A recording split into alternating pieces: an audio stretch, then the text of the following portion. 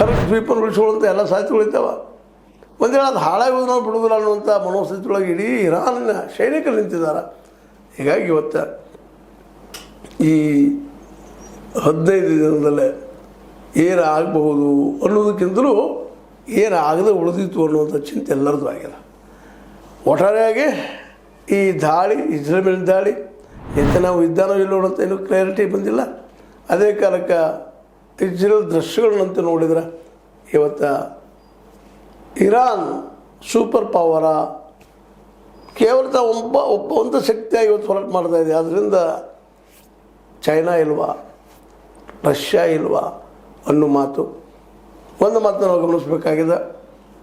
Iran ಇವತ್ತು China Russia ಬೆಂಬಲ ಪಡೆದರೂ ಸಹ ಸ್ವತಃ ತಾನೇನು ಮಾಡಬೇಕು, ಎಂಥ ಸೈನ್ಯ ಕಟ್ಟಬೇಕು ಅನ್ನೋದ್ರಲ್ಲೇ ಅಮೇರಿಕಾ ಮತ್ತು ಇಸ್ರೇಲ್ಗಿಂತ ಮುಂದಿದ್ದೇನೆ ಸುಳ್ಳಲ್ಲ. ಅದೇ ಕಾಲಕ್ಕೆ ಮೊಸಾದ್ನಂಥ ಸ್ಪಾಯ್ ಸಂಸ್ಥೆ ಸಿಗಲಾರ್ದ, ಪ್ಯಾಗಾಸಸ್ ಹುಟ್ಟಾಕಿದ ಇಸ್ರೇಲ್ ಕೈ ಸಿಗಲಾರ್ದ ಇವತ್ತು ಅನೇಕ ರಹಸ್ಯಗಳು ಹೊರಗೆ ಹಾಕ್ತಾಯಿದೆ.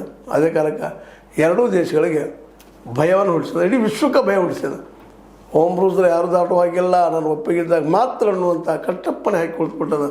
ಈಗ ಜಗದ ಶ್ರೀಮಂತ, ಬುದ್ಧಿವಂತ, ವೈಜ್ಞಾನಿಕವಾಗಿ ಮುಂದುವರೆದ ದೇಶಗಳು ಇವತ್ತು ಸ್ತಬ್ಧ ಆಗಿ ಕುಳಿತಿದ್ದಾರೆ. ಯಾಕಂದ್ರೆ ದಾಳಿಯನ್ನು ನೋಡ್ತಾ ಇದ್ದಾರೆ. ಅಮೆರಿಕ ಮತ್ತು ಇಸ್ರೇಲ್ ಮೇಲೆ ಏನು ಪ್ರತಿದಾಳಿ ನಡೆಸಿದ ಈ ಇರಾನ್, ಇದು ಸಾಮಾನ್ಯದ ಇರಾನ್ ಅಲ್ಲ, ಇದು ಸೂಪರ್ ಪವರ್ ಅನ್ನುವಂಥ ಮನಸ್ಥಿತಿ ಇವತ್ತು ಬೇರೆ ಬೇರೆ ದೇಶಗಳಿಗೆ, ಅದರಲ್ಲೂ ಪ್ರತಿ ದೇಶಕ್ಕೂ ಬರ್ತಾಯಿದೆ. ಸ್ವತಃ ಅಮೆರಿಕಕ್ಕೆ ಅನ್ನಿಸ್ತಾ ಇದೆ ನಾವು ತಪ್ಪು ಮಾಡಿದೆ ಅಂತೇಳಿ. ಇಸ್ರೇಲದ ಮುಖಂಡ ಇದ್ದಾನೋ ಇಲ್ಲೋ ಗೊತ್ತಿಲ್ಲ, ಇದ್ದಾನೆ ಅಂತ ಹೇಳ್ತಾ ಇದ್ದಾರೆ. ಇರಲಿ, ಆದರೆ ಈ ಒಂದು ಹೊಡೆತ ಇಸ್ರೇಲಿಗೆ ಮುಂದಿನ 50-60 ವರ್ಷವರೆಗೆ ತನ್ನಂತ ರಿಪೇರಿ ಮಾಡ್ಕೊಳ್ಳೋದ್ರಲ್ಲಿ ಹೋಗ್ಬೋದೇನೋ ಅನ್ನುವಂಥ ಮಾತುಗಳು ಕೇಳಿ ಬರ್ತಾ ಇದ್ದಾವೆ. ಏನೋ ಆಗಲಿ, ಈಗಂತೂ ಇರಾನ್ ಮೇಲೆಗೆ ಸಾಧಿಸಿದ ಅನ್ನೋದು ಅಷ್ಟು ಸತ್ಯದ ಅಂತ ಹೇಳ್ತಾ, ಮತ್ತು ಮುಂದಿನ ಡೆವಲಪ್ಮೆಂಟ್ ನೋಡೋಣ. ಮತ್ತಷ್ಟು ಮುಂದಿನ ಎಪಿಸೋಡಲ್ಲಿ ನಿಮ್ಗೆ ತಿಳಿಸ್ತಾ ಹೋಗ್ತಾನೆ ಅಂತೇಳಿ ನನಗೆ ಅನಿಸಿದ ತಿಳಿದ ಕೆಲವು ವಿಷಯಗಳು ತಮ್ಮೊಂದಿಗೆ ತಿಳಿಸಿದ್ದೀನಿ, ಮಾತಾಡಿದ್ದೀನಿ. ನಿಮಗೆ ಲೈಕ್ ಮಾಡಿ, ಶೇರ್ ಮಾಡಿ, ಕಮೆಂಟ್ ಮಾಡಿ, ಜೊತೆ ಸಬ್ಸ್ಕ್ರೈಬ್ ಮಾಡಿಸಿ. H16 ನ್ಯೂಸ್ ಅರ್ಥ ತಿಳಿಸಿ ತರೋದು ಸತ್ಯ ಕೈಗೊಂಡು ವಂದನೆಗಳು.